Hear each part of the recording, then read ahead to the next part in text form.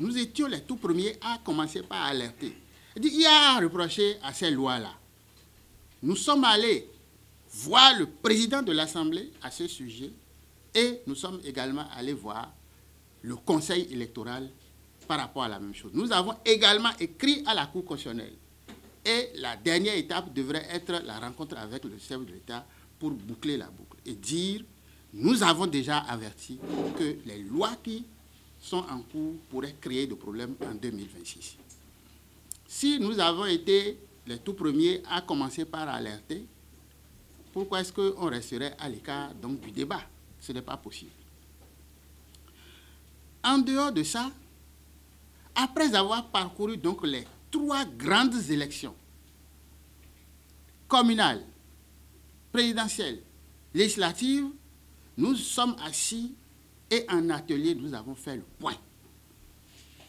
Nous sommes allés à Grand Popo en atelier, nous sommes restés à Cotonou ici, et nous avons lu les différentes lois avec des experts et avons confronté leur lecture au vécu, à notre vécu, comment est-ce que nous avons, disons, expérimenté ces lois-là. À l'aune de tout ceci, il est clair, nous ne pouvons pas ne pas aller à la relecture de certaines lois, notamment le code. Ceux qui disent n'importe quoi, je crois qu'ils ne comprennent pas. Peut-être qu'ils n'ont pas participé à l'application de toutes ces lois-là. Il y a des dispositions de la loi qui ont créé des problèmes et qui vont encore en créer si on laisse les choses en l'état. Donc, nous avons dit au chef de l'État que nos expériences nous obligent à vraiment souhaiter qu'il y ait une relecture du code. Non pas par rapport au point précis soulevé par la Cour constitutionnelle, mais en allant plus loin, en faisant une lecture plus globale, de sorte à extirper du code les problèmes que nous avons vécus jusque-là. Entre autres, lorsque vous voyez les montants des cautions à payer au Bénin, vous-même imaginez une formation politique de l'opposition au Bénin aujourd'hui réunit 163 500 000, plus 18 millions, plus 50 millions, la même année, sans compter ce qu'il faut pour aller faire campagne, etc., etc., c'est énorme.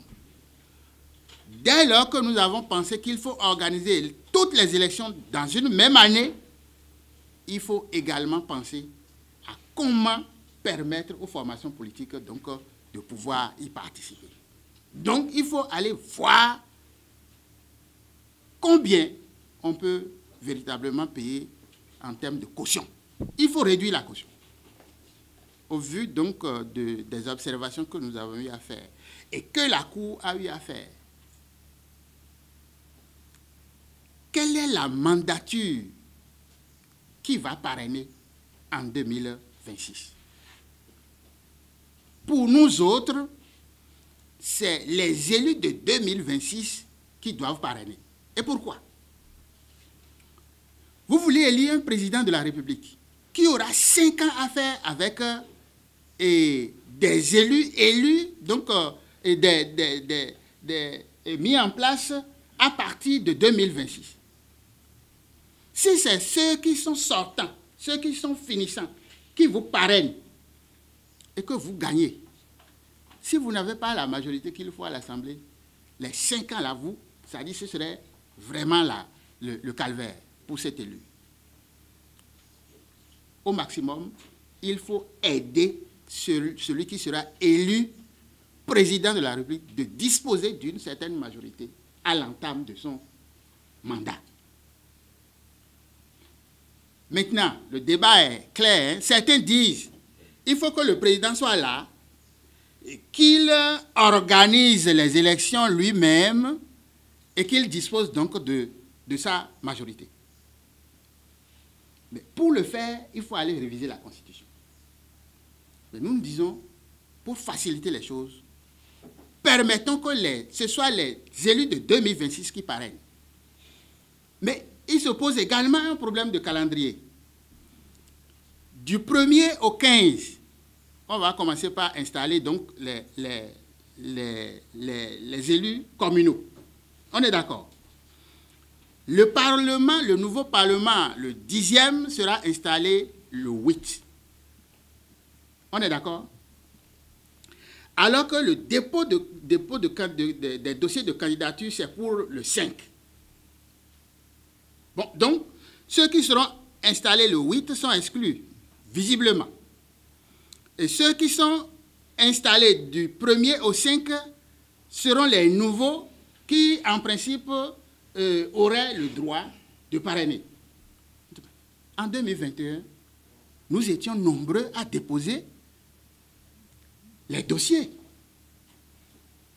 Mais la Sénat a disposé de 8 jours pour analyser les dossiers de tous ceux qui ont candidaté.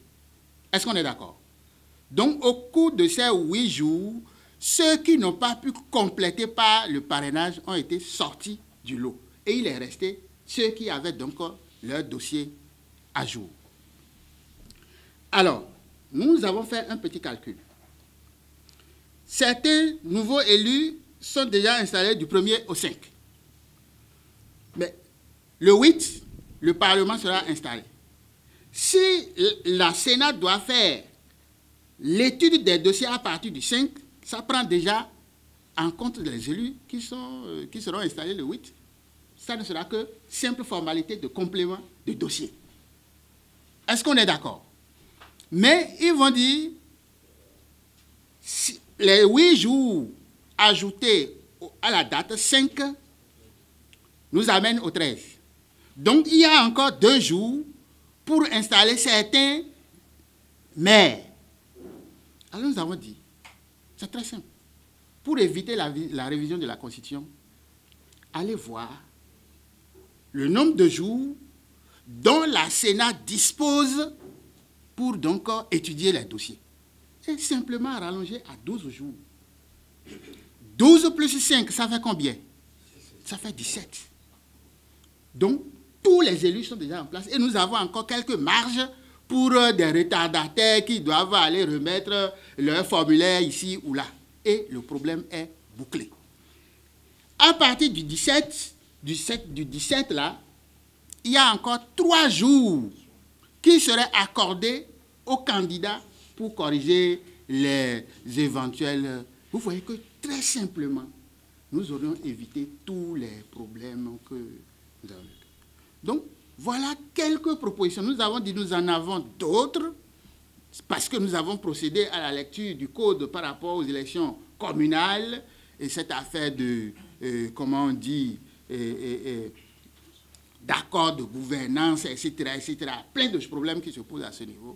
Et nous avons proposé que, à l'étape où nous sommes, qu'il faut que l'Assemblée constitue un petit comité ou que le président de l'Assemblée fasse un appel pour donc que ceux qui ont des propositions à faire viennent avec leurs propositions pour éclairer et que la décision à prendre soit une décision consensuelle.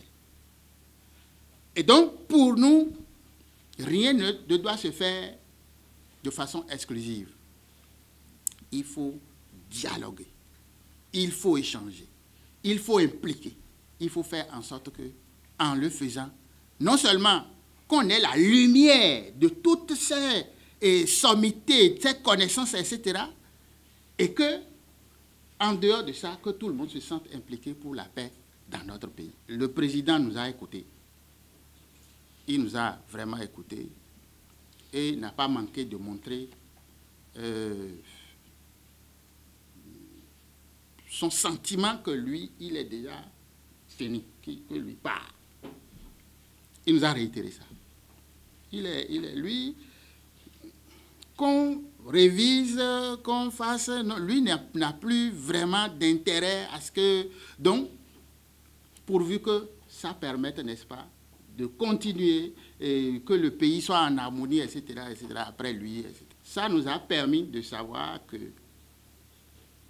bon, il n'est pas derrière ce qui se fait, profession de foi, mais que c'est aux acteurs de prendre leur responsabilité et faire ce qui doit se faire. Du moment où nous ne sommes pas partis là-bas pour parler de révision de constitution, je crois que nous nous sommes vraiment occupés de ce que nous avons étudié à fond et sur lesquels nous avons d'arguments. Mais il faut retenir tout de même que le caractère exclusif de la démarche de révision de la Constitution a toujours, disons, déplu au peuple béninois, vous compris. Et il faut retenir tout de même que dans cette Constitution-là, il y a également des choses à voir. Nous avons tranché, nous avons dit notre position. Nous sommes venus plaider la relecture du code et que, à l'étape là, nous, on n'a pas une position qui soutient la révision de la Constitution. Pour nous, on n'a même pas besoin d'aller là-bas avant de corriger les problèmes, les petits problèmes que nous pouvons corriger pour véritablement aborder 2026.